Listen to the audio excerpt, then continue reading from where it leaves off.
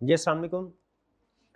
कैफ 7 आज के लेक्चर का आगाज़ करते हैं। हमारा पहला लेक्चर है ये। सब्जेक्ट है बिजनेस इनसाइट्स एंड एनालिसिस। ये सब्जेक्ट नया सब्जेक्ट नहीं है नाम चेंज हुआ है और कुछ इसमें कंटेंट भी चेंज हुए हैं। इससे पहले प्रीवियस एजुकेशन स्कीम में ये एमएफए के नाम से, मैनेजरियल एंड फाइनेंशियल एनालिसिस के नाम से हमारे सिलेबस में था। ओल्ड एजुकेशन स्कीम में इस सब्जेक्ट की जो वेटेज होती थी, नाम था मैनेजरियल एंड फाइनेंशियल एनालिसिस। ये पुराना नाम बता रहा हूँ, आपके सामने रख रहा हूँ। इस नाम में आपको एक हिडन मैसेज मिल रहा है कि इसमें कुछ फाइनेंशियल स्किल्स भी सिखाई जाती हैं और कुछ मैनेजरियल स्किल भी सिखाई जाती हैं, और लगभग दोनों की वेटेज जो है वो तकरीबन सेम ही होती थी। ठीक है, लगभग। थोड़ा सा फाइनेंस के पोर्शन का जो कंटेंट्स थे वो कुछ ज़्यादा थे, लेकिन आईकैब ने न्यू एजुकेशन स्कीम में इसको थोड़ा सा चेंज किया है। अब उसका फोकस मैनेजेरियल साइड पे ज़्यादा हो गया। ये भी मैं थोड़ी देर में आपके साथ शेयर करूंगा कि उसने चेंजेस क्या किए। अब उसमें कुछ ऐसा कंटेंट जो मैनेजेरियल पोर्शन था उसकी वेटेज को भी बढ़ाया है। ठीक है, ग्रिड में अलग से एक सेक्शन उसने इंट्रोड्यूस करवा दिया है जो सारे का सारा मैनेजेरियल से रिलेट करता है। और इस नए पेपर में उसका जो फोकस है, इससे ये जाहिर होता है कि उसका फोकस फाइनेंशियल से ज़्यादा मैनेजरियल साइड पे है, क्योंकि फाइनेंशियल स्किल्स आप और भी बहुत से सब्जेक्ट्स में सीख लेते हैं। ठीक है, लेकिन मैनेजरियल स्किल जो है वो उसने यहाँ पे फोकस इसका इंक्रीज करवाया। सब्जेक्ट का जो नाम है वो है बिजनेस इनसाइट्स एंड एनालिसिस। ठीक है, कि हमने किसी बिजनेस की जो डिटेल इनसाइट है, समझ क्या आ रहा है इससे हमने, कि जब किसी बिजनेस को हमने अंडरस्टैंड कैसे करना है, उस बिजनेस का एनालिसिस कैसे करना है। ठीक है, पहले फोकस उसका लगभग तकरीबन 50-50 था, 50% मैनेजरियल एनालिसिस, 50% फाइनेंशियल एनालिसिस। लेकिन अब वैसे एग्जैक्ट पेपर आएगा तो उस वक्त डिटेल जो है वो चीज़ें सामने आएंगी, लेकिन बज़ाहिर अगर उसका ग्रेड देखें, जो उसने सिलेबस में चेंजेस किए हैं उसको देखें, तो ऐसा फील होता है कि उसका फोकस जो है वो अब शिफ्ट हो रहा है थोड़ा। उसने ज़्यादा फोकस किया इस सब्जेक्ट के अंदर, ज़्यादा वेटेज दी है अब उसने मैनेजरियल वाले पोर्शन को। ठीक है, इस सब्जेक्ट की सबसे पहले हम नेचर समझते हैं। थोड़ा सा इंस्ट्रक्टर का इंट्रोडक्शन। मेरा नाम मोहम्मद आसिफ है, सीए क्वालिफाई किया मैंने, लगभग कुछ 17 ईयर से मैं पढ़ा रहा हूँ। इतना मेरा हाल इंट्रोडक्शन काफ़ी है। बाकी जाहिर है जैसे जैसे हमारा सब्जेक्ट आगे बढ़ेगा, इंट्रोडक्शन एक दूसरे के साथ हमारा होता रहेगा। सब्जेक्ट का इंट्रोडक्शन ज़्यादा ज़रूरी है। इस सब्जेक्ट की नेचर क्या है, देखिए।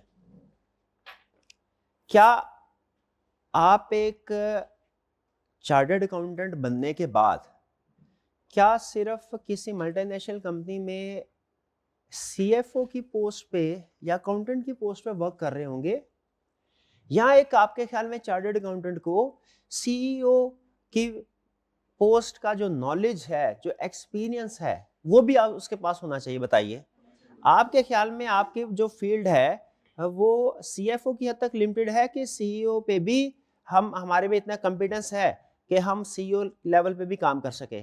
क्या आपके ख्याल में एक चार्टर्ड अकाउंटेंट अपना खुद का बिजनेस स्टार्ट कर सकता है, रन कर सकता है? उसमें इतनी एबिलिटी होनी चाहिए कि सिर्फ वो नंबर्स का एक्सपर्ट होना चाहिए? बताइए। नहीं, उसमें सिर्फ नंबर्स का एक्सपर्ट नहीं होना चाहिए। लेकिन याद रखिए, बिजनेस को रन करना जो है ना, बिजनेस को चलाना, इसके लिए बिल्कुल डिफरेंट स्किल्स की जरूरत होती है। ये बता देना, जो टिपिकल हमारे जहन में एक चार्टर्ड अकाउंटेंट का एक टिपिकल रोल आता है, वो रोल क्या आता है कि भाई उसने सिर्फ अकाउंट्स को मैनेज करना है, उसने फाइनेंशियल स्टेटमेंट्स प्रिपेयर करनी है, भाई आईएफआरएस के मुताबिक फाइनेंशियल स्टेटमेंट बना दिया, बस यही उसका टास्क है। ऐसी बात नहीं है। ठीक है, ये सिर्फ एक लिमिटेड स्कोप है। फाइनेंस के एक्सपर्ट हम जरूर होते हैं, लेकिन याद रखें बिजनेस स्ट्रेटजी के भी एक्सपर्ट होना जरूरी है। ठीक है, अगर आप बिजनेस स्ट्रेटजीज को नहीं सीखेंगे तो आप सीएफओ के लेवल पे तो पहुंच जाएंगे, वहां पे बड़ा अच्छा काम कर रहे होंगे, लेकिन सीईओ के लेवल पे नहीं पहुंच पाएंगे। क्यों? सीएफओ जो होता है वो सिर्फ फाइनेंस का एक्सपर्ट है। सीईओ डिसीजन मेकिंग करते हुए सिर्फ फाइनेंशियल फैक्टर्स नहीं बल्कि नॉन फाइनेंशियल फैक्टर्स को भी कंसीडर करता है। तो अकाउंटेंट्स में ये एबिलिटी क्रिएट करने के लिए आईकैप ने इस सब्जेक्ट को सिलेबस में इंक्लूड किया है, ताकि आप देख सकें कि जब हम डिसीजन मेकिंग करते हैं कोई भी, उसमें फाइनेंशियल फैक्टर्स को तो हमने कंसीडर करना ही करना है, इसके साथ साथ नॉन फाइनेंशियल फैक्टर्स को भी कंसीडर करना चाहिए। ठीक है, तो ये सब्जेक्ट बेसिकली कॉम्बिनेशन है दो स्किल्स का। इस सब्जेक्ट में दो स्किल्स आपकी क्रिएट होंगी, एक फाइनेंशियल स्किल्स और एक नॉन फाइनेंशियल स्किल्स, यानी मैनेजेरियल स्किल्स। ठीक है, ताकि आप जब भी कोई डिसीजन मेकिंग कर रहे तो उस डिसीजन को आप दोनों तरीकों से वैल्यूएट करें, फाइनेंशियल पॉइंट ऑफ व्यू से भी, non financial point of view से भी। इसको थोड़ा सा एक दो एग्जांपल से क्लियर करते हैं। मुझे ये बताइए, अगर आपको कहीं पे जॉब अपॉर्चुनिटी मिले और सैलरी जो है वो आपकी एक्सपेक्टेशन, आप एक्सपेक्ट कर रहे हैं जी 2 लाख पर मंथ सैलरी हो, सैलरी 2 लाख पर मंथ है, क्या फौरी तौर पे डिसीजन कर लेंगे या आपको कुछ मजीद इंफॉर्मेशन चाहिए? पहला सवाल मेरा, मजीद इंफॉर्मेशन चाहिए? बिल्कुल चाहिए। ठीक है, आप ये कहेंगे कि सर ये किस सेक्टर में कंपनी काम कर रही है, इसमें वर्किंग एनवायरनमेंट क्या है, बहुत ज़्यादा लेट सीटिंग नहीं होती, एनवायरनमेंट टॉक्सिक एनवायरनमेंट तो नहीं है, ये तो नहीं 2-3 साल का बहुत डिप्रेशन के मरीज हो जाए हम। ठीक है, कि क्या ये सारे फैक्टर्स भी आपके डिसीजन के लिए रेलिवेंट है या सिर्फ फाइनेंस की बेस पर डिसीजन कर लेंगे? ये सारे फैक्टर्स भी रेलिवेंट है। यही चीज वो सिखा रहा है। एक अच्छा डिसीजन वही होता है जिसमें फाइनेंशियल के साथ साथ नॉन फाइनेंशियल चीजों को भी आपने कंसीडर किया हो। ठीक है, यहाँ पे एक दो एग्जांपल्स मैं दिया करता हूँ। जैसे इसकी एक क्लासिक एग्जांपल है कि कैसे किस तरीके से अगर आप सिर्फ फाइनेंशियल फैक्टर्स को कंसीडर करते हैं तो आपके डिसीजन गलत हो जाते हैं। एक बड़ी कंपनी दुनिया की मैकडोनल्ड, ठीक है, और उसका एक फेमस प्रोडक्ट है जो बर्गर्स क्रिएट करते हैं।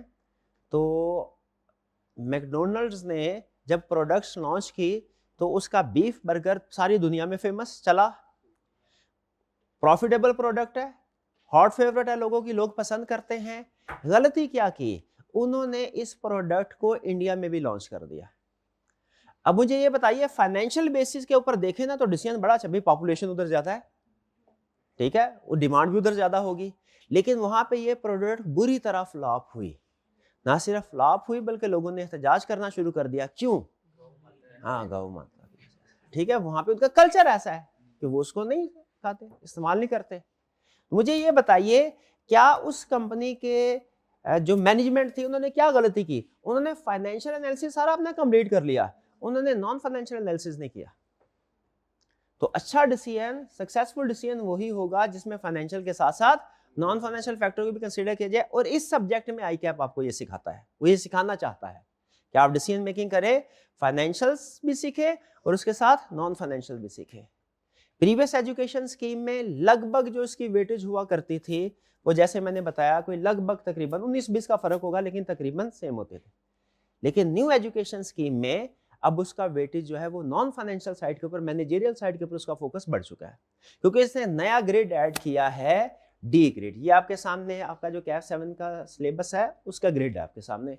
डिटेल सिलेबस मैं आपके साथ शेयर नहीं कर रहा, क्योंकि वो जैसे जैसे हम टॉपिक पढ़ेंगे ना मैं आपके साथ फिर शेयर करूंगा, वो इस क्लास में वो शायद आपको समझ में नहीं आएगा उसमें क्या क्या चीजें शामिल है। लेकिन ग्रेड मैं आपके सामने रखना चाहता हूं ताकि सब्जेक्ट की नेचर आपको समझ आए। यहाँ पे 4 ग्रेड है, ऐसा ही है। जो पहला ग्रेड है सबसे ज्यादा वेटेज इसकी है, ये कौन से वाला है? Managerial analysis.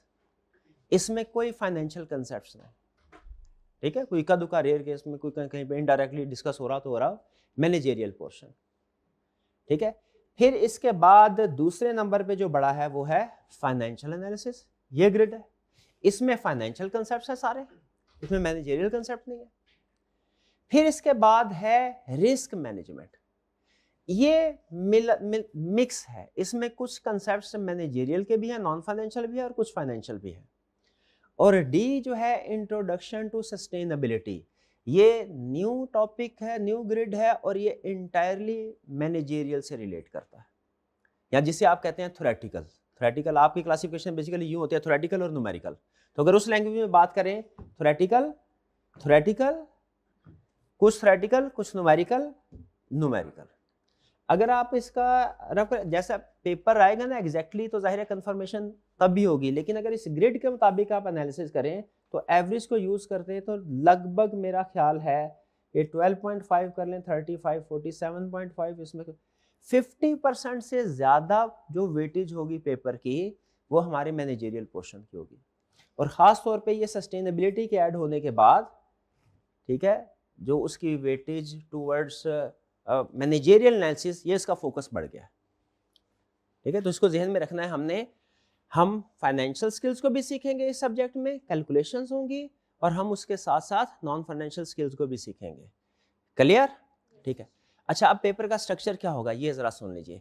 पेपर 100 मार्क्स का होगा, उसमें कुछ एमसीक्यूज आएंगे, 15 मार्क्स के एमसीक्यूज होंगे, कुछ क्वेश्चंस जो है न्यूमेरिकल होंगे फाइनेंस पोर्शन से रिलेटेड, ठीक है, और कुछ क्वेश्चंस होंगे जो कि मैनेजेरियल से रिलेटेड होंगे। मैनेजेरियल से रिलेटेड नॉर्मली वो case study based question test करता है। रिप्रोडक्शन का क्वेश्चन भी कभी पूछ लेता है, लेकिन वो उसकी वेटेज कम होती है। यानी समझ लीजिए अगर 100 मार्क्स का पेपर है, 15 मार्क्स जो है वो आपके एमसीक्यूज के अलग हो गए, उसके बाद कोई लगभग 35-40 के करीब जो मार्क्स होंगे वो आपके होंगे मैंने ये इसके फाइनेंस में से, और रिमेनिंग पोर्शन जो होगा वो मैनेजेरियल से होगा। मैनेजेरियल में कोई 10-12 नंबर का क्वेश्चन वो आपका रिप्रोडक्शन का पूछ लेगा, जिसमें वो कुछ ना कुछ कंसेप्ट जो है वो आपसे कहेगा कि इसको एक्सप्लेन कीजिए, और रिमेनिंग क्वेश्चन एक्सपेक्टेड है कि वो केस स्टडी बेस्ड होंगे। क्लियर? इसका मतलब मैनेजेरियल पोर्शन में हमने ज्यादा फोकस किसके ऊपर करना है? केस स्टडी बेस्ड के ऊपर। तो सब्जेक्ट का इंट्रोडक्शन इसमें हमने क्या सीखा कि इसका मकसद क्या है कि हम फाइनेंशियल और नॉन फाइनेंशियल दोनों फैक्टर्स को अपने डिसीजन मेकिंग में इनकॉर्पोरेट करें। ठीक है, फाइनेंशियल स्किल्स आपको सिखाएंगी सीएफओज कैसे डिसीजन मेकिंग करते हैं, नॉन फाइनेंशियल स्किल्स आपको सिखाएंगी कि सीईओ कैसे डिसीजन मेकिंग करते हैं। ठीक है जी, पेपर का ग्रेड मैंने आपको बता दिया। अच्छा, अब इसमें नेक्स्ट हमारे लिए अहम चीज ये है कि इसमें कंसेप्ट कौन कौन से डिस्कस हो रहे होंगे। तो मैं आपके सामने कुछ कंसेप्ट्स जो हैं वो डिस्कस करता हूं कि इस सब्जेक्ट के अंदर आपने बेसिकली करना क्या है। जो फाइनेंशियल साइड पे अगर इस सब्जेक्ट के कंटेंट्स की बात करें कि फाइनेंशियल वाले पोर्शन में कौन कौन से टॉपिक हमने डिस्कस करने हैं, उसमें पहले टॉपिक आता है कॉस्ट ऑफ कैपिटल। देखिए फाइनेंस जो है ना, अगर हम फाइनेंस की बात करें, अगर मैं आप मुझसे कहें सर फाइनेंस को सम कर दीजिए कि टॉपिक हमने क्या क्या पढ़ना है, तो याद रखिए फाइनेंस दो चीज़ों का नाम है। जब भी हम कहते हैं ना फाइनेंशियल डिसीजन मेकिंग करनी है, तो दो चीज़ों का नाम है। या तो हम डिसीजन ये कर रहे होंगे कि कंपनी के लिए पैसे कहाँ से आए, कंपनी के लिए पैसे कहाँ से आए, कहाँ से पैसे इकट्ठे करने हैं, या डिसीजन ये कर रहे होंगे कि पैसे कहाँ पे लगाएं, कहाँ पे इन्वेस्ट करने हैं। सारी की सारी फाइनेंशियल मैनेजमेंट इन्हीं दो चीज़ों के गिर्द घूमती है। जितने भी टॉपिक्स है वो या तो ये आपसे फैसला करवा रहे होंगे कि आपने फाइनेंस कहाँ से रेज करना है, या ये फैसला करवा रहे होंगे कि फाइनेंस कहाँ पे आपने इन्वेस्ट करना है। तो फाइनेंस कहाँ से रेज करना है, अगर मैं आपको पहले हम ये सीखेंगे डिफरेंट सोर्सेज ऑफ फाइनेंस क्या है। फिर उसके बाद अगर मैं आपसे कहूं कि आप फाइनेंस ये 8-10 सोर्सेज है, यहां से पैसे इकट्ठा कर सकते हैं, आप बैंक से लोन ले सकते हैं, आप शेयर इशू कर सकते हैं फॉर एग्जांपल, ठीक है, और भी बहुत से सोर्सेज है जो हम स्टडी करेंगे। आप कैसे डिसाइड करेंगे कि मैंने कौन से वाले सोर्स ऑफ फाइनेंस को सेलेक्ट करना है, बताइए। आपके सामने डिफरेंट सोर्सेज ऑफ फाइनेंस हो, सोर्सेज ऑफ फाइनेंस मतलब पैसा कहां से इकट्ठा कर सकते हैं, 6-7 सोर्सेज हैं, तो कौन से वाले सोर्स को सेलेक्ट करेंगे? जो बेनिफिशियल होगा, जिसकी कॉस्ट सबसे कम होगी। यानी अगर दो बैंक है, दोनों से लोन ले सकते हैं, भैया किससे लोन लेंगे, कॉमन सेंस की बात है, जिसका इंटरेस्ट रेट कम होगा। ठीक है, लेकिन ये डिसीजन जितना सुनने में आसान लग रहा है, प्रैक्टिकली इतना आसान है नहीं। इसमें आपको डिफरेंट सोर्सेज ऑफ फाइनेंस की कॉस्ट कैलकुलेट करना होती है कि हमारी नेट कॉस्ट क्या होगी। तो जो एक पहला अहम टॉपिक हम स्टडी करेंगे फाइनेंस वाले पोर्शन में, वो होगा हमारा cost of capital. Cost of capital में क्या सीखेंगे भला? कॉस्ट ऑफ कैपिटल में क्या सीखेंगे कि डिफरेंट सोर्सेज ऑफ फाइनेंस जो हैं, इनमें किसकी कॉस्ट कैसे कैलकुलेट करनी है, और जिसकी कॉस्ट सबसे कम होगी वो हम सेलेक्ट कर लेंगे। क्लियर ये?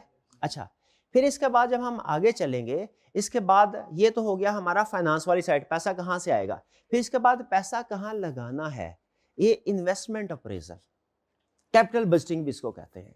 इसमें क्या होगा, आपके सामने डिफरेंट प्रोजेक्ट्स होंगे, आपने उन प्रोजेक्ट्स को सामने रख के डिसाइड करना होगा, इवैल्यूएट करना होगा कि हमारे सामने डिफरेंट प्रोजेक्ट्स हैं, कौन से प्रोजेक्ट में इन्वेस्टमेंट करें। क्या ये जो प्रोजेक्ट हम स्टार्ट करने जा रहे हैं हमारे लिए फाइनेंशियली बेनिफिशियल होगा? अगर बेनिफिशियल होगा तो हमने इसमें इन्वेस्टमेंट करनी है, अगर बेनिफिशियल नहीं होगा हमारे लिए, हमें इन्वेस्टमेंट नहीं करनी। उसमें डिफरेंट टूल्स हम सीखेंगे कि किन टेक्निक्स के जरिए से डिफरेंट प्रोजेक्ट्स को अप्रेस किया जाता है। ठीक है, यह है इन्वेस्टमेंट अप्रेजल का टॉपिक। ठीक है, फिर इसके बाद चलें आपके सामने मैं ग्रिड में गो थ्रू करता जाता हूं। फाइनेंशियल एनालिसिस में, और ये रिस्क मैनेजमेंट है। रिस्क मैनेजमेंट में हम सीखेंगे various sources of finance. Various sources of finance का मतलब क्या है कि आपने पैसे इकट्ठे करने हैं, कितने सोर्सेज से करेंगे। फिर इसके बाद compute cost of equity, cost of debt and weighted average cost of capital. इसमें क्या सिखा रहा है कि आपने ये सीखना है कि डिफरेंट सोर्सेज हैं, हर सोर्स की कॉस्ट क्या है, उस कॉस्ट की, हर सोर्स की कॉस्ट को कैलकुलेट करने के बाद जिसकी कॉस्ट लोएस्ट होगी उसको सेलेक्ट करेंगे। ठीक है जी। फिर ये कुछ उसमें डिटेल एक्सटेंशंस हैं। और नेक्स्ट रिस्क मैनेजमेंट है। रिस्क मैनेजमेंट का मतलब क्या है कि हमें बिजनेस में डिफरेंट टाइप्स के रिस्क फेस करना पड़ते हैं। जैसे अगर हम कोई चीज परचेज करते हैं, रॉ मटेरियल परचेज करते हैं, रिस्क क्या है भाई, रॉ मटेरियल की प्राइस बढ़ सकती है। सेल करते हैं, रिस्क क्या है, जो चीज सेल कर रहे हैं उसकी प्राइस कम हो सकती है। इस रिस्क को कैसे मैनेज करना है, ये है बिजनेस रिस्क। इसको मैनेज करने की टेक्निक सीखेंगे। ठीक है। एक KFC है फॉर एग्जांपल, आपने देखा होगा उनकी prices normally over the year जो है वो सेम रहती है, ऐसे ही है। लेकिन मार्केट में, ओपन मार्केट में अगर आप देखें चिकन का रेट सेम नहीं रहता। तो आपने कभी सोचा ऐसा क्यों होता है? ये चिकन का रेट फ्लक्चुएशन है, वो चाहे मुर्गी 250 की किलो या 550 600 की किलो, लेकिन उनका रेट सेम। हालांकि उनका सबसे बड़ा रॉ मटेरियल यही है जो उनके प्रोडक्ट्स में यूज हो रहा है। ये किस वजह से है? ये उनकी रिस्क मैनेजमेंट टेक्निक्स की वजह से है। ठीक है। तो यहाँ पे फिर हम रिस्क मैनेजमेंट कैसे करना है, different types of risk business organisation क्या फेस करती हैं, उनको मैनेज कैसे करना है, ये सीखेंगे। नेक्स्ट फाइनेंशियल एनालिसिस में फिर इसके बाद हमने क्या सीखना है, कैश फ्लो और वर्किंग कैपिटल रिक्वायरमेंट्स। फिर इसके बाद हमने इसमें बजट्स प्रिपेयर करना सीखेंगे। बजट इसका एक इंपॉर्टेंट टॉपिक है। वर्किंग कैपिटल मैनेजमेंट सीखना है, जिसमें हम डिसाइड करेंगे कि हमारे बिजनेस को रन करने के लिए वर्किंग कैपिटल की जरूरत है, तो वर्किंग कैपिटल का जो ऑप्टिमम कॉम्बिनेशन है वो क्या होना चाहिए, ऑप्टिमम लेवल क्या होना चाहिए। नेक्स्ट प्रोजेक्ट अप्रेजल है, जिसमें ये डिफरेंट टेक्निक्स है, NPV, IRR, पे बैक पीरियड। इन टेक्निक्स की मदद से डिफरेंट प्रोजेक्ट्स को वैल्यूएट करना है, क्या ये प्रोजेक्ट हमारे लिए फिजिबल रहेगा या नहीं रहेगा। ये हमारी टेक्निक्स हैं फाइनेंशियल की। मेजर टेक्निक्स कौन कौन सी होगी बोलिए जरा। कॉस्ट ऑफ कैपिटल पहला, फिर इसके अलावा इन्वेस्टमेंट अप्रेजल, फिर रिस्क मैनेजमेंट और बजटिंग। ये मेजर टेक्निक्स हैं जो कि हमने इस सब्जेक्ट में सीखनी है फाइनेंशियल वाले पोर्शन में। क्लियर? अच्छा, इसमें एक चीज ध्यान में रखिएगा, अमूमी तौर पे जो इसमें कंसेप्ट्स हैं वो इतने कम्प्लेक्स नहीं है जितने आपके मैनेजमेंट काउंटिंग के हैं। अगर आप इस सब्जेक्ट के फाइनेंशियल वाले पोर्शन को मैनेजमेंट काउंटिंग के साथ कंपेयर करें तो ये सब्जेक्ट कंपैरेटिवली बहुत आसान है उससे। ठीक है। इसमें कंसेप्ट्स हैं, फाइनेंस में कंसेप्ट्स होंगे लेकिन कम्प्लेक्स कैलकुलेशंस नहीं है। सिर्फ एक टॉपिक है जिसमें कुछ कम्प्लेक्सिटीज आती हैं, वो बजटिंग वाले टॉपिक में, वरना नॉर्मली ओवरऑल ये जो चैप्टर है, ये जो सब्जेक्ट है, टॉपिक है, कंपैरेटिवली मैनेजमेंट काउंटिंग से कंपेयर करें, R2 से कंपेयर करें, कंपैरेटिवली इजी है। लेकिन जब हम फिर इसके बाद हम बात करते हैं नेक्स्ट मैनेजेरियल पोर्शन की। मैनेजेरियल पोर्शन में हम कौन सी टेक्निक सीखेंगे? देखिए मैनेजेरियल पोर्शन में वो मकसद क्या है आपका, मैनेजेरियल पोर्शन में मकसद यह सिखाना ये चाह रहा है कि किसी भी बिजनेस को आप एनालाइज कर सकें कंप्लीटली, कि वो बिजनेस जो है वो क्या उसको चैलेंजेस फेस कर रहा है, उसके पास क्या अपॉर्चुनिटीज हैं और उन अपॉर्चुनिटीज का वो कैसे मैक्सिमम बेनिफिट उठा सकता है। जो मैनेजेरियल पोर्शन के टॉपिक्स हैं उनको हम दो हिस्सों में क्लासिफाई करते हैं। जैसे आप किसी भी कंपनी में बैठे हुए हैं, आपने उसका एनालिसिस करना है, मुझे बताइए कंपनी की परफॉर्मेंस को वैल्यूएट करना है, उसका फ्यूचर के हमने डिसाइड करना है कि अगले आने वाले सालों में हम क्या करेंगे। क्या सिर्फ कंपनी के अंदर चीजें क्या चल रही हैं ये फोकस होना चाहिए कि हमें आउटसाइड द कंपनी जो एनवायरनमेंट है इसका भी एनालिसिस करना चाहिए, इसका भी एनालिसिस करना चाहिए। ठीक है। तो इसमें दो तरह के एनालिसिस होंगे, एक एक्सटर्नल एनालिसिस और एक इंटरनल एनालिसिस। एक्सटर्नल एनालिसिस में हम ये सीखेंगे कि कंपनी के बाहर के एक्सटर्नल कौन से फैक्टर है जो कंपनी की परफॉर्मेंस को अफेक्ट कर सकते हैं। वो बहुत से फैक्टर्स होते हैं, पॉलिटिकल फैक्टर्स हो सकते हैं, रेगुलेटरी फैक्टर्स हो सकते हैं, टेक्नोलॉजिकल फैक्टर्स हो सकते हैं, और क्या कंपनी के इंटरनल भी कुछ फैक्टर्स ऐसे हैं जो कंपनी को अफेक्ट कर सकते हैं। बिल्कुल। कंपनी के पास रिसोर्सेज क्या है, कंपनी का कॉम्पिटेंस लेवल क्या है, ये इंटरनल फैक्टर्स हैं। कितनी प्रोडक्ट्स हैं कंपनी की, उन प्रोडक्ट्स की मार्केट में परफॉर्मेंस क्या है। ठीक है। कंपनी की एक्टिविटीज, कंपनी किस लेवल पे किस एक्सीलेंस के साथ परफॉर्म कर रही है, ये सारी चीजें हमने सीखनी है। और वो आपसे रिक्वायर करेगा, क्या करेगा, बेसिकली केस स्टडी की टाइप क्या होगी, वो आपको कोई ना कोई बिजनेस सिचुएशन दे देगा जिसमें प्रॉब्लम, बिजनेस किसी ना किसी प्रॉब्लम को फेस कर रहा होगा, और आपसे रिक्वायर करेगा कि आप उस सिचुएशन को से कैसे निकलना है ये सजेस्ट करें उसे। आपने रिकमेंडेशंस देनी होगी, प्रॉब्लम्स को एनालाइज, आइडेंटिफाई करना होगा गिवन केस स्टडी के अंदर, और फिर क्या करना होगा, मुमकिन तौर पे सजेशंस देनी होंगी। ये हमारा मैनेजरियल पोर्शन में फोकस होगा। भाई यहां तक क्लियर है? ठीक है, तो इन शॉर्ट सम अप करते हैं अभी तक की डिस्कशन। हमने क्या सीखा, ये सब्जेक्ट बेसिकली आपको सीएफओ नहीं बनाएगा, ये आपको सीईओ के लेवल तक का नॉलेज देगा। मतलब ऐसा नहीं है कि इसके बाद फौरी तौर पे आप कहीं किसी कंपनी में सीईओ के तौर पे अपॉइंटमेंट हो सकती है। ये कहने का मतलब ये है कि आपका माइंडसेट वैसा बनेगा कि आपने डिसीजन मेकिंग करते हुए सिर्फ फाइनेंशियल नहीं बल्कि नॉन फाइनेंशियल फैक्टर्स को भी कंसीडर कर सकेंगे। इस सब्जेक्ट के दो बड़े हिस्से हैं, ठीक है, फाइनेंशियल और मैनेजरियल। ठीक है, रिसेंटली उसका फोकस इस न्यू एजुकेशन स्कीम में, ओल्ड एजुकेशन स्कीम में उसका फोकस किसके ऊपर था, कंपैरेटिवली थोड़ा फाइनेंस पोर्शन के ऊपर उसका फोकस ज्यादा था, लेकिन न्यू एजुकेशन स्कीम में उसका फोकस किसके ऊपर है, शिफ्ट हुआ मैनेजरियल वाले पोर्शन के ऊपर। ठीक है, इसमें हमने जो फाइनेंस में मेजर टॉपिक्स पढ़ने हैं वो कौन कौन से होंगे, हमने डिफरेंट सोर्सेज ऑफ कैपिटल को सीखना है, उनकी कॉस्ट कैलकुलेट करना सीखनी है। फिर उसके बाद हमने इन्वेस्टमेंट अप्रेजल सीखना है कि हमें डिफरेंट प्रोजेक्ट्स को कैसे इवैल्यूएट करना है, कौन सा प्रोजेक्ट प्रॉफिटेबल है कौन सा नहीं। हमने रिस्क मैनेजमेंट सीखनी है कि कंपनीज डिफरेंट टाइप्स के कौन से रिस्क फेस करते हैं, उसको कैसे मैनेज करना चाहिए। ठीक है, वर्किंग कैपिटल मैनेजमेंट सीखेंगे, हम बजटिंग सीखेंगे। ये हमारे मेजर टॉपिक्स है जो कि फाइनेंस वाली साइड में हम सीखेंगे। और मैनेजरियल वाली साइड में जो हमने टॉपिक सीखने हैं उसमें जितनी भी थ्योरीज है उनको दो बड़े हिस्सों में डिवाइड किया जाता है, कंपनी का एक्सटर्नल एनवायरनमेंट और कंपनी का इंटरनल एनवायरनमेंट। एक्सटर्नल एनवायरनमेंट में हम सीखेंगे कि आउटसाइड द कंपनी कौन से फैक्टर्स हैं जो कि कंपनी को इफेक्ट करते हैं, वो भी अंडरस्टैंड करने हैं, उनको एनालाइज करना है। और इंटरनल एनालिसिस में क्या करेंगे, हम डिफरेंट थ्योरीज सीखेंगे कि विद इन द ऑर्गेनाइजेशन वो कितने फैक्टर्स हैं जो कि कंपनी की परफॉर्मेंस को इफेक्ट करते हैं। ठीक है, और इंटरनल और एक्सटर्नल दोनों फैक्टर्स को एनालाइज करके फिर आपसे वो कोई केस स्टडी में रिकमेंडेशन आपसे मांगेगा कि बताओ इस सिचुएशन में हमें क्या करना चाहिए। तो अगर आप एक ट्रू बिजनेस मैनेजर की तरह सिचुएशन को एनालाइज करते हैं, आप वहां पे सजेशन दे सकेंगे। ये हो गए हमारे टॉपिक। यहां तक चेक पॉइंट, कोई क्वेश्चन पूछना चाहते हो तो पूछ लें। कोई क्वेश्चन नहीं? अच्छा, आज के लेक्चर में आपको बता दूं कोई टेक्निकल कंसेप्ट हम डिस्कस नहीं करने जा रहे, वो नेक्स्ट लेक्चर में हम डिस्कस करने जाएंगे, नेक्स्ट लेक्चर में डिस्कस करेंगे। आज के लेक्चर में जो हमारी डिस्कशन होगी वो सिर्फ इस सब्जेक्ट के इंट्रोडक्शन की हद तक होगी। क्लियर? आगे चलें। नेक्स्ट क्वेश्चन, क्या इससे पहले आपने जो कंसेप्ट स्टडी किए हैं, क्या वो कंसेप्ट्स इस सब्जेक्ट में ऐसे कोई कंसेप्ट्स आपने पढ़े हैं जो सब्जेक्ट में भी यूज होते हो? इसका जवाब है यस। इस सब्जेक्ट में अब मैं आपके साथ शेयर करने जा रहा हूं कि वो कौन कौन से कंसेप्ट्स हैं जो शायद आपने इससे पहले प्रीवियस अपने किसी सब्जेक्ट में सीए में पढ़े हों, वो इस सब्जेक्ट में भी वो स्किल्स यूज होंगी। बताने का मकसद ये है कि इन स्किल्स से रिलेटेड या ये जो कंसेप्ट्स या टॉपिक मैं आपके साथ शेयर कर रहा हूं, इनसे रिलेटेड अगर आपके पास कोई नोट्स वगैरह पड़े हुए हैं, आप इन कंसेप्ट्स को रिवाइज कर लीजिएगा नेक्स्ट क्लास में आने से पहले। ठीक है, ताकि एक अच्छी रिवीजन हो जाएगी इन कंसेप्ट्स की आपकी, तो कंसेप्ट समझने में आसानी होगी। वरना ना भी करेंगे रिवीजन, प्रॉब्लम कोई नहीं है, क्योंकि हर वो चीज़ जो चाहे आपने प्रीवियसली सीखी भी हुई है, वो जब ये क्लास में टॉपिक स्टार्ट होगा तो वो इंशाल्लाह मेरी रिस्पॉन्सिबिलिटी है, मैं आपको कवर करवाऊंगा। तो कौन से टॉपिक्स ऐसे हैं जो कि प्रीवियस इससे पहले आप सीख चुके हैं, ये आप लिख लीजिएगा खास तौर पे, और इंश्योर कर लीजिएगा कि अगर आपके पास कोई बुक्स वगैरह मौजूद हैं, इनको रिवाइज कर लें।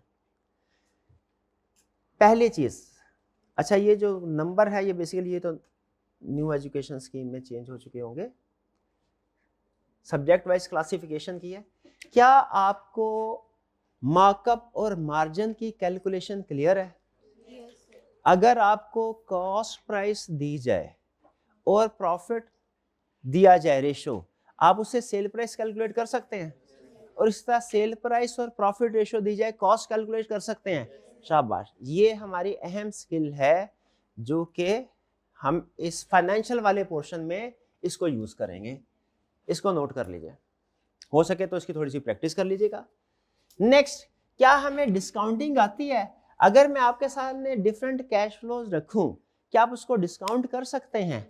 यानी अगर मैं आपसे ये कहूं कि ईयर 2 में 2 साल के बाद हमें एक कैश फ्लो मिलेगा 25,000 और इन्फ्लेशन रेट है 12%, क्या आप उसकी आज की वैल्यू कैलकुलेट कर सकते हैं? ये डिस्काउंटिंग का कंसेप्ट आपको आता है? हाँ भाई, तो बहुत आसान हो गया। प्रोजेक्ट अप्रेजल में एक्सटेंसिव यूज है इसका। ये दूसरी स्किल आ गई हमारे पास, शाबाश। ये भी, अगर ये स्किल्स आपके पास मौजूद है, जो स्किल्स आपके सामने लिखी है मैंने, याद रखिए ये सब्जेक्ट आपके लिए लगभग 30% ईजी हो जाएगा, खासतौर पे फाइनेंस वाला पोर्शन। मुझे आपको सिखाऊंगा मैं जरूर, लेकिन अगर ऑलरेडी आपके ये कंसेप्ट्स क्लियर हैं, आपके लिए आसानी हो जाएगी क्वेश्चंस करने में। Next, net present value. मुझे बताइए, क्या नेट प्रेजेंट वैल्यू कैलकुलेट करना आपने सीखा हुआ है? चलिए, ये तो समझ लिए, फिर एक पूरा फाइनेंस का आधा टॉपिक आपने ऑलरेडी कर लिया, मेरा तो काम आसान हो गया। मुझे सिर्फ आपको ये बताना है कि कौन कौन से कैश फ्लो किस साल में प्लेस करने हैं। नेट प्रेजेंट वैल्यू कैलकुलेशन उनकी आपकी खुद कर लेंगे, क्योंकि फाइनेंस में दो चीजें हैं, कंसेप्ट और कैलकुलेशन। ठीक है, कैलकुलेशन आपने अगर सीख ली तो कंसेप्ट आसान है। अच्छा, मुझे बताइए, मुझे यकीन नहीं आ रहा, नेट प्रेजेंट वैल्यू कैसे कैलकुलेट करते हैं? जरा बताएं कैसे करते हैं नेट प्रेजेंट वैल्यू कैलकुलेट? ठीक है, एनवीडी के जरिए। हाँ, दो तरीके हैं इसके। एक तरीका ये होता है कि आप सिंपल हर कैश फ्लो को अलग से डिस्काउंट कर लें, और दूसरा तरीका क्या है? एनवीडी के जरिए से। शाबाश। क्या एनवीडी का फार्मूला कितने स्टूडेंट्स का आता है? जरा हाथ उठाइए। बेहतरीन बेहतरीन, गुड। Net present value. अच्छा, ये आईआरआर तो मुश्किल है वैसे, उससे इंटरनल रेट ऑफ रिटर्न, ये भी कैलकुलेट करना आता है आपको? क्या आईआरआर कैलकुलेट करना कोई प्रॉब्लम नहीं? कितने स्टूडेंट को आईआरआर कैलकुलेट करना आता है? तो कोई प्रॉब्लम नहीं। देखिए, हर कैलकुलेशन एक एक कंसेप्ट क्लास में मैंने करवाना है। मैं सिर्फ आपको इसलिए शेयर कर रहा हूं ताकि जिन स्टूडेंट्स को के पास कुछ ये इसको रिवाइज करने का मौका है, कोई नोट्स वगैरह है, वो इसकी रिवीजन कर ले, वरना आपको एक कंसेप्ट भी अगर नहीं आता ना इस लिस्ट में से, प्रॉब्लम कोई नहीं है। Next, economic indicator. आपने गालमन इकोनॉमिक्स में ये पढ़ा होगा, इकोनॉमिक इंडिकेटर्स का टॉपिक पढ़ा हुआ आपने। Inflation, unemployment, balance of payment, ये बेसिकली वो पैरामीटर्स है जिनकी बेस पे किसी भी इकोनॉमी को वैल्यूएट किया जाता है। ये हमारा मैनेजरियल पोर्शन में यूज होगा। मैनेजरियल पोर्शन में जब हम एनालिसिस करते हैं ना एक्सटर्नल एनवायरनमेंट का, उसमें हम इन पैरामीटर्स को यूज करते हैं कि हमने इन्वेस्टमेंट करनी है तो ऐसी कंट्री में करनी है जिसके इकोनॉमिक पर्सपेक्टिव पॉजिटिव हो। और कैसे पता चलेगा कि किस कंपनी के, किस कंट्री के इकोनॉमिक पर्सपेक्टिव पॉजिटिव है, पैरामीटर्स पॉजिटिव हैं, वो इन चीजों को सामने रख के डिसाइड करेंगे। नेक्स्ट, इंट्रोडक्शन टू अकाउंटिंग में गालबन आपने पढ़ा होगा इनकम स्टेटमेंट को प्रिपेयर करना। क्या preparation of income statement study किया हुआ है आपने? शाबाश। और वर्किंग कैपिटल का कंसेप्ट भी आपको पता है। हमारे दो टॉपिक्स मेजर टॉपिक हैं, ये तो मैंने आपको बताया। ये वाली जो स्किल्स यूज होनी है, ये स्किल्स यूज होने हैं हमारे इन्वेस्टमेंट अप्रेजल वाले, फाइनेंस के इन्वेस्टमेंट अप्रेजल वाले टॉपिक में ये स्किल्स यूज होनी है। ये स्किल्स यूज होनी है मैनेजरियल के एक्सटर्नल एनालिसिस में। ये स्किल जो है प्रिपेयरिंग इनकम स्टेटमेंट, ये स्किल हमारी यूज होगी बजटिंग वाले टॉपिक में। ठीक है, बजट बेसिकली क्या है? बजट बनाना क्या? अगर मैं आपसे कहूं बजट कैसे प्रिपेयर, देखिए बजट ऐसा ही है जैसे आप इनकम स्टेटमेंट प्रिपेयर करते हैं ना, एग्जैक्टली वही तरीकाकार होगा बजट प्रिपेयर करने का। फर्क सिर्फ ये है कि जो आप इनकम स्टेटमेंट प्रिपेयर करते हैं वो पास्ट की प्रिपेयर करते हैं, हिस्टोरिकल, और जो बजट प्रिपेयर करते हैं फ्यूचर का, लेकिन तरीकाकार तो वही होगा।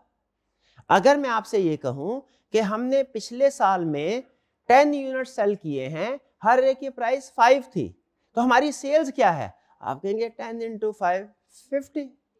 अच्छा, अब अगर मैं आपसे ये कहूं, बजटिंग का क्वेश्चन थोड़ा सा अभी कर लेते हैं। हमने पिछले साल 10 यूनिट सेल किए जिनकी प्राइस थी 5, इस साल हमने 20% यूनिट्स मोर सेल करने हैं और उनकी प्राइस इंक्रीज होगी 10% से। क्या आप नेक्स्ट ईयर की, जिसका हम प्लान बना रहे हैं, सेल कैलकुलेट कर सकते हैं?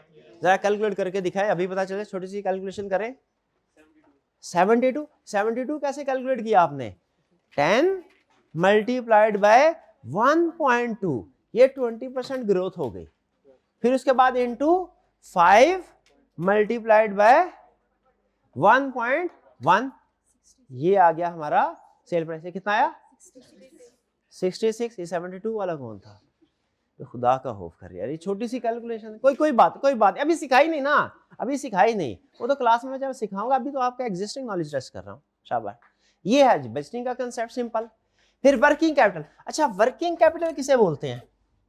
वर्किंग कैपिटल का मुझे पहले कंसेप्ट बताइए, फिर उसके बाद इसका फार्मूला बताइएगा। मैं जरा टेस्ट करता हूँ आपका नॉलेज कैसा है, कैसा पढ़ के आया, आपके जो टीचर्स हैं उन्होंने कैसा पढ़ाया आपको, पता चले। वर्किंग कैपिटल किसे बोलते हैं? कंसेप्ट क्या है? ये आप कैलकुलेशन बता रहे हैं, current assets minus current liability, बिल्कुल ठीक है, फार्मूला बिल्कुल ठीक है, कंसेप्ट क्या है? हाँ जी बिल्कुल, आपके पास कितने रिसोर्सेज हैं आप अपने शॉर्ट टर्म नीड्स को फुलफिल करने के लिए। ठीक है, शॉर्ट टर्म, देखिए बिजनेस की कुछ नीड है शॉर्ट टर्म, कुछ है लॉन्ग टर्म। ठीक है, शॉर्ट टर्म नीड्स की भी मैनेजमेंट होनी चाहिए, short term management, long term भी।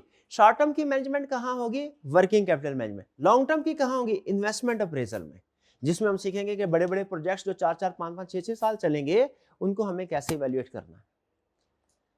तो वर्किंग कैपिटल मैनेजमेंट, शाबाश, बिल्कुल ठीक है। तो उसका मतलब है लगभग फाइनेंस पोर्शन के जितने भी टॉपिक्स हैं स्वयं रिस्क मैनेजमेंट के, उन सब की बेस आपकी बन चुकी है। आपने ऑलरेडी जो प्रीवियस आपका काउंटिंग का नॉलेज है या मैथ में आपने स्किल सीखी हैं, वो स्किल यूज होगी। हाँ, एडवांस लेवल पे कुछ चीजें ऐड जरूर होंगी, लेकिन बेसिक्स आपकी स्ट्रांग है अगर आपने ये कंसेप्ट सीखे हुए हैं। फिर इसके बाद सोर्सेज ऑफ बिजनेस फाइनेंस।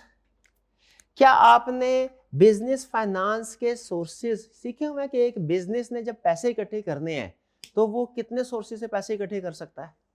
ये कहीं पढ़ा है आपने? कितने कितने सोर्सेज से इकट्ठे कर सकता है?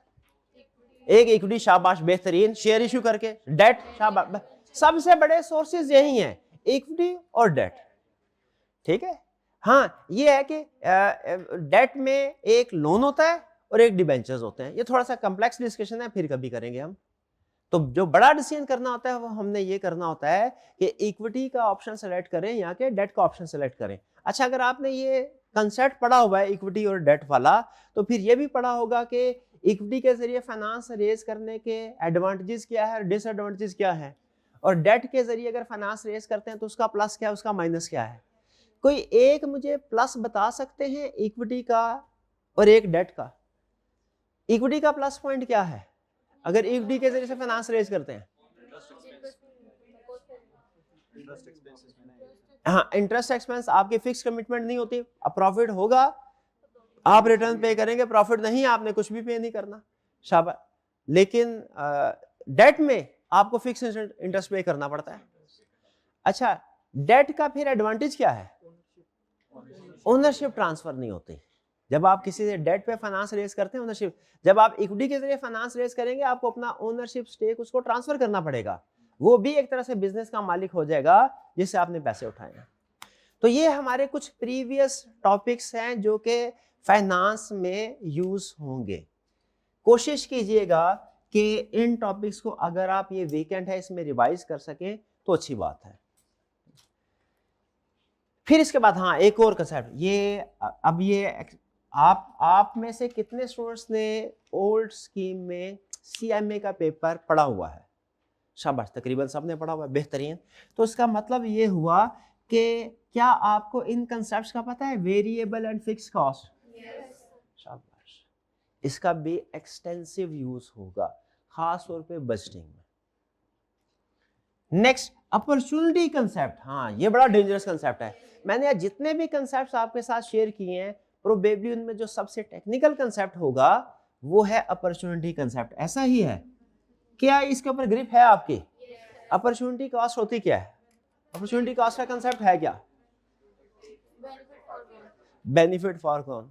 बिल्कुल ठीक है, आप सुबह सुबह क्लास लेने के लिए आए हैं, इसकी अपॉर्चुनिटी कॉस्ट क्या है? वो नींद जो आपने कुर्बान की है, वो आपकी अपॉर्चुनिटी कॉस्ट है। लेकिन ये अपॉर्चुनिटी कॉस्ट वो है जो फाइनेंस में कन्वर्ट नहीं हो सकती। अगर मैं आपसे कहूँ ना कितने की नींद सैक्रिफाइस की, आप कहें नहीं सर ऐसे नहीं है, ये तो अनमोल है, अनमोल तो है। लेकिन जो फाइनेंस में हम इस सब्जेक्ट में अपॉर्चुनिटी कॉस्ट का कंसेप्ट यूज करेंगे और जो आपने कॉस्ट में भी यूज करते होंगे, वो हमेशा इन टर्म्स ऑफ फाइनेंस होती है। हाँ जी, कि आपने कितना सैक्रिफाइस किया। ठीक है, एक ऑप्शन है, एक आपके पास प्रोडक्ट है, उसके मल्टीपल यूजेस है। ठीक है, तो आप जब उसका कोई एक स्पेसिफिक यूज करेंगे तो जो अल्टरनेट यूज आपने छोड़ दिया वो उसका अपॉर्चुनिटी कॉस्ट है। फिर इसके बाद cost of goods sold statement, ये तो आपके लिए इजी होगी, ये भी आपने सीखा हुआ है। शाबाश।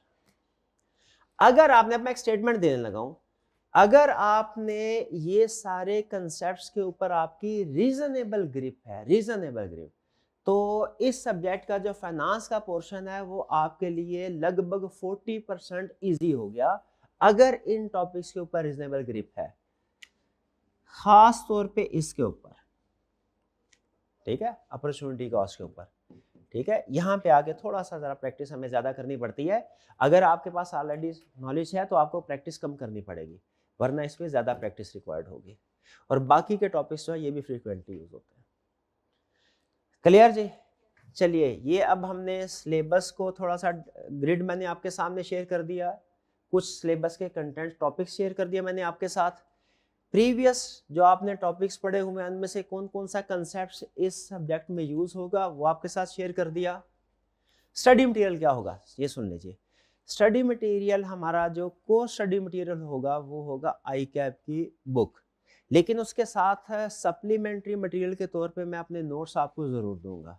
ठीक है, उन नोट्स में बेसिकली समरी होगी ICAP के कंसेप्ट्स की।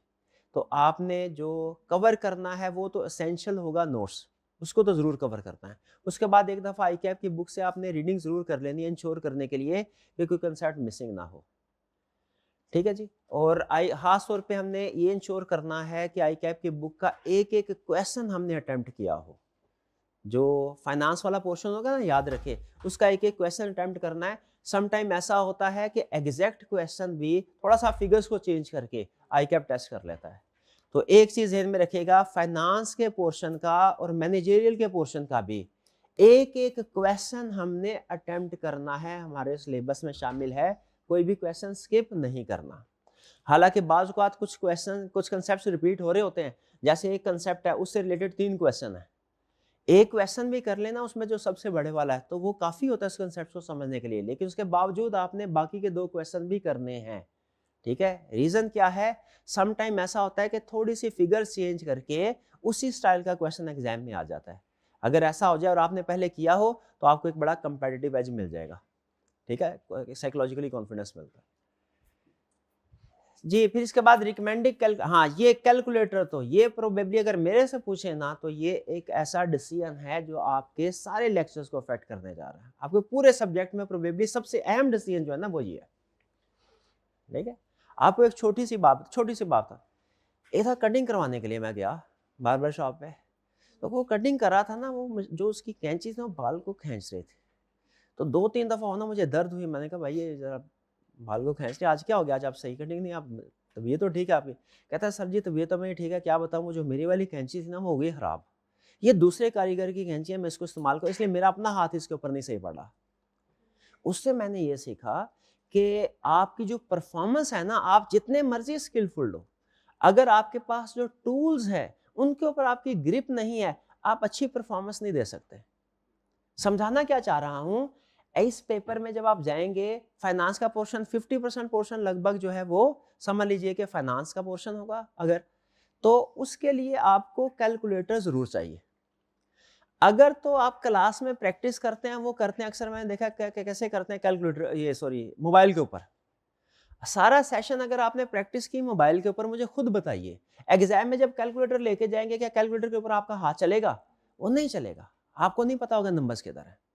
तो कैलकुलेटर की सिलेक्शन बहुत अहम है। और फिर जब एक आदत बना लीजिए, जब भी आपने कैलकुलेशन करनी है कैलकुलेटर के ऊपर करें, ताकि उसके ऊपर आपकी ग्रिप आए। ये छोटा सा डिसीजन है, आप सारे सेशन में आप कैलकुलेशन एक कैलकुलेटर के ऊपर करते रहें, आखिरी दिन एग्जाम में जाए ना कैलकुलेटर चेंज करके जाए, आपको खुद पता चल जाएगा कितना फर्क पड़ता है इस छोटे से फैसले से। तो आज आपने, चलता ही नहीं, ऐसे ही है, वो गलतियां हो रही होती हैं उधर से। तो उसी तरीके से याद रखिएगा, आपने कैलकुलेटर, मेरी सजेशन आपको ये है, आज डिसाइड कर लें कि आपने कौन सा कैलकुलेटर यूज करना है। कि आपने वेबसाइट के ऊपर परमिसिबल कैलकुलेटर्स की लिस्ट दी हुई है, एक कैलकुलेटर चूज कर लीजिए, फिर आपने पूरा सेशन उसी के ऊपर काम करना है, और पेपर देने के लिए जब जाएंगे अटेम्प्ट करने के लिए, उस वक्त भी वो सेम कैलकुलेटर यूज करेंगे। वो कैलकुलेटर कोई भी हो सकता है, ठीक है, जैसा आप यूज कर रहे हैं उसी को कंटिन्यू करें। जो मेरी सजेशन है आपको, जो कि basically majority of student use कर रहे होते हैं, वो है FX991ES प्लस। ये कैलकुलेटर आप यूज कर रहे होते हैं ना ज्यादातर स्टूडेंट। कितने स्टूडेंट्स के पास ये कैलकुलेटर है? शाबाश, तकरीबन सबके पास। तो ये कैलकुलेटर अब होगा क्या, जो मैं आपको कैलकुलेशन एक्सप्लेन करूंगा ना, कि जैसे एनपीवी कैलकुलेट करनी है तो कैसे करनी है, आईआरआर कैलकुलेट करनी है तो कैसे करनी है, उसमें जो मैं आपको सीक्वेंस बताऊंगा, बटन्स का तरीकाकार बताऊंगा, मेथड बताऊंगा, वो इस कैलकुलेटर के फॉर्मेट को सामने रखते हुए बताऊंगा। अगर आपके पास कोई पहले ये बटन दबाइए, फिर ये दबाइए, फिर ये दबाइए, प्रेस कीजिए, क्योंकि कोई भी कैलकुलेशन सिखाने से पहले एक दफा उसका सीक्वेंस आपको डिस्प्ले करना है। तो अगर आपके पास कोई और कैलकुलेटर है तो आपको खुद से फिर देखना पड़ेगा कि आपके कैलकुलेटर में वो सेम मेथड या सीक्वेंस चलता है या नहीं चलता। बाज़ बात ऐसे होता है ना, वो सेम कमांड आप देते हैं कि एक कैलकुलेटर के ऊपर कोई और रिजल्ट आता है, दूसरे कैलकुलेटर के ऊपर रिजल्ट थोड़ा डिफरेंट आता है। 2 + 2 मल्टीप्लाइड बाय 2, ठीक है, 3 + 3 मल्टीप्लाइड बाय, इस तरह के कोई डिफरेंस आते होते हैं। तो इसके लिए हम जो रिकमेंडेड कैलकुलेटर है वो यही है FX991ES प्लस। लेकिन दूसरे भी कैलकुलेटर यूज कर सकते हैं, प्रॉब्लम कोई नहीं है। वो सिर्फ इस वजह से मैं कह रहा हूँ कि इसको मैं मेथड, ये इस कैलकुलेटर के जो सीक्वेंस होगा बटन्स का किसी भी कैलकुलेशन को करने के लिए, वो मैं आपको क्लास में सिखाऊंगा। बाकी कैलकुलेटर अगर आप यूज कर रहे हैं कोई, तो आपने खुद से ढूंढना होगा कि उसमें सेम सीक्वेंस फॉलो होता है या डिफरेंट है। नेक्स्ट लेक्चर प्लान क्या होगा? डेली बेसिस के ऊपर आपको मैं खुद से डिसाइड करके आऊँगा कि मैंने आज की क्लास में क्या पढ़ाना है। डेली बेस के ऊपर लेक्चर प्लान बना होगा, उसमें कंसेप्ट जो क्लास में डिस्कस करना है वो भी होंगे, उनका ICAP की बुक का और हमारे नोट्स का रेफरेंस होगा, और होम असाइनमेंट्स भी होगी, आपके साथ डिस्ट्रीब्यूट किया जाएगा। क्लास में मैं कंसेप्ट आपको एक्सप्लेन करूँगा। अच्छा, अब थोड़ा सा इस सेशन में 1-2 चेंजेस मैं करने जा रहा हूँ कि क्लास में जब हमारा टॉपिक डिस्कस हो जाएगा, उसके बाद मेरी कोशिश होगी उसी क्लास के एंड पे एक छोटा सा क्वेश्चन हम कर लें। ठीक है, होम असाइनमेंट तो आपको दी जाएगी, लेकिन होम असाइनमेंट तो आपने घर जाके करनी है ना। क्लास में ही कुछ क्वेश्चंस, और या उन क्वेश्चंस जो ICAP के पास पेपर के बड़े बड़े क्वेश्चंस हैं, उनसे डिराइव करके कुछ छोटे क्वेश्चन बनाए जाए। पहली प्रैक्टिस आपकी क्लास में ही होगी क्वेश्चंस की, फिर उसके बाद होम असाइनमेंट होगी, आप घर जाके उसको प्रैक्टिस करेंगे।